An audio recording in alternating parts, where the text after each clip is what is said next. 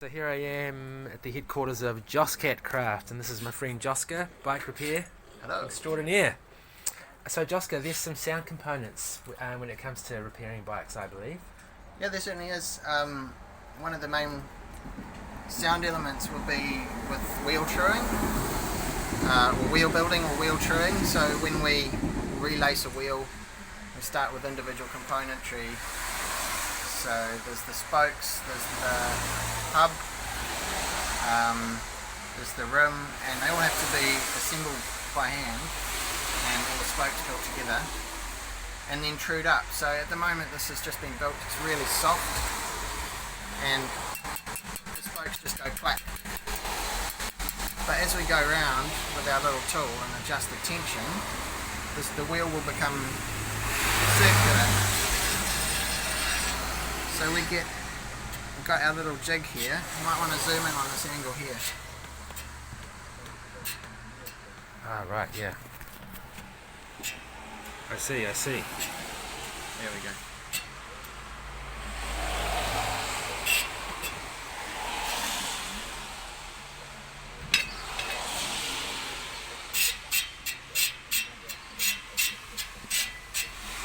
So this is just highlighting the high spots or low spots.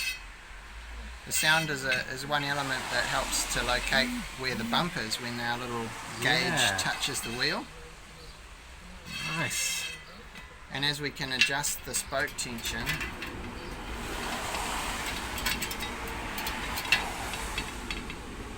Oh, so the spoke tension affect the roundness of the wheel? absolutely. Okay. The spoke tension is the roundness of the wheel. Okay. It creates the structure. We could demonstrate on a nice taut wheel. Which is this one here. Yes, yeah, they really resonate. So all the spokes are slightly different, but similar. So that's a good rough gauge as to the tensions, but you kind of want to also go by the roundness of the wheel, not just the note that the spoke creates. Yeah. So it gives you a really good rough gauge as you're homing in on the final destination of a circular wheel, that at least all the spokes are within cooey of similar tension.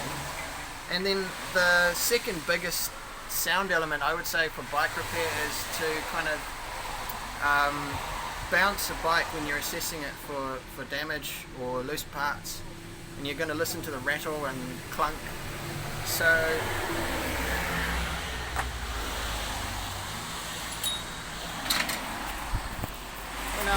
one of the biggest. So we dropped out there, but here we are. Josca's demonstrating the bike rattle technique of bike repair. So we want to drop the bike. It's called the drop test. The drop test, nice. And we're listening to all those clunks and rattles, and I prefer the bike not to have any clunks and rattles. That's how a bike should be, but this bike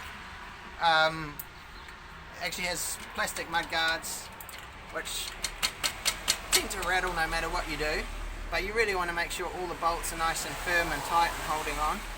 So you can deaden that sound. You just want to track down the source of each individual noise. Yeah. There'll usually be noise in the chain.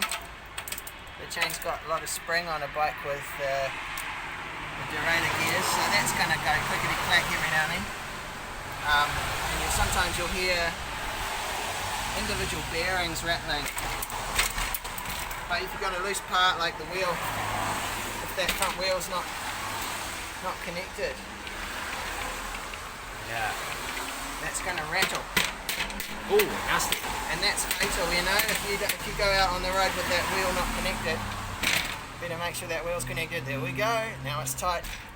Yeah, listen to that. Beautiful. Nice and quiet. So that's one of the many ways you can use sound to detect problems. Great. Hey, thanks, Josca. Really appreciate that insight into the use of sound and bicycle repair. You're welcome, Chris. Cheers.